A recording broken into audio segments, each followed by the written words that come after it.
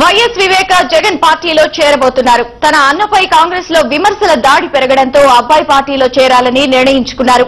ఇందుకు పులివెందల్లో జరిగే తన తండ్రి వైఎస్ రాజారెడ్డి వర్ధంతి సభను ఆయన వేదిక చేసుకోబోతున్నారు.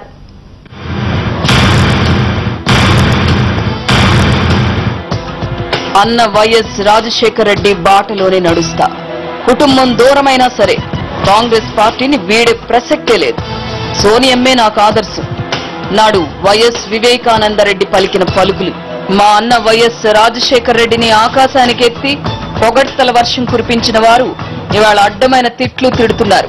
రాష్ట్రంలో అన్ని తానై కాంగ్రెస్ పార్టీని దిగ్విజయంగా ముందుకు నడిపించిన వైఎస్ రాజశేఖర్ రెడ్డిని నేడు కిరణ్ కుమార్ రెడ్డి మంత్రివర్గం అనరాని మాటలు అంటూ ఉంటే జీర్ణించుకోలేకపోతున్నాను.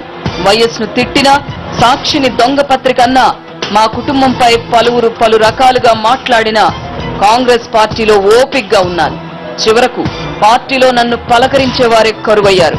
పులివెందుల అభివృద్ధి గురించి మాట్లాడితే ముఖం తిప్పుకుంటున్నారు. ఇంత జరుగుతున్నప్పుడు పార్టీలో నేనెందుకుండాలి? ఇవి ఇప్పుడు వివేకానందరెడ్డి మనసులోంచి పుట్టుకొచ్చిన మాటలు.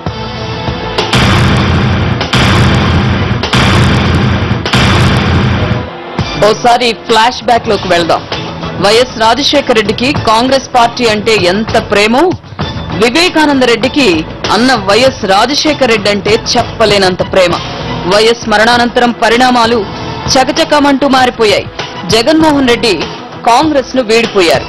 ఇది వివేకాకు ఏమాత్రం ఇష్టం లేదు.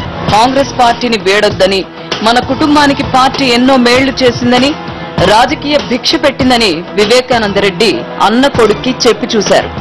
జగన్ మాత్రం పట్టించుకోలేదు. జగన్ ఒక్కసారి కమిట్ అయితే తన మాట తానే వినరు. ఆయన మనస్తత్వమే అంత. ఇక వివేక చెప్తే ఏం వింటారు?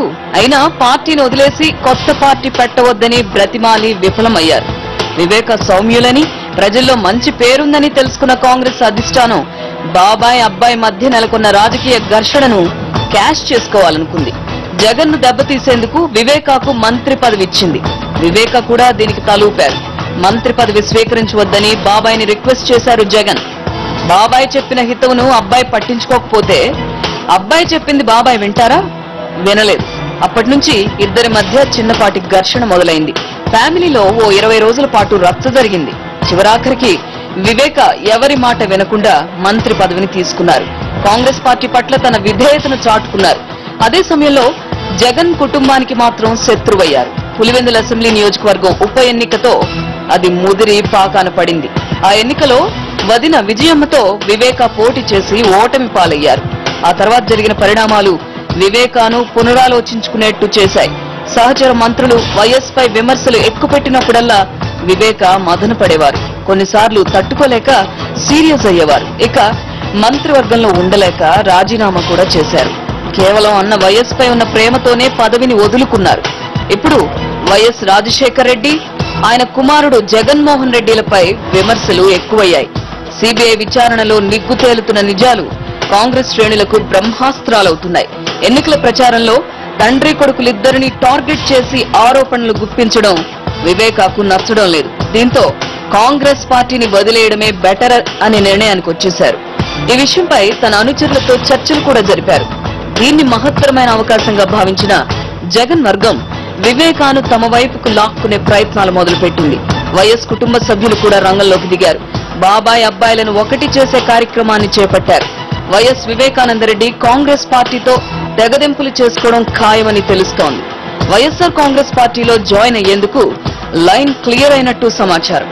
బాబాయ్ అబ్బాయిలు విడిపోయిన నాడే ఇది తాత్కాలికమేనని, అతి త్వరలో ఇద్దరి మనసులు ఒకటవుతాయని ఏబిఎన్ ఆంధ్రజ్యోతి ఏనాడో చెప్పేసింది. ఇప్పుడు అది నిజం కాబోతోంది.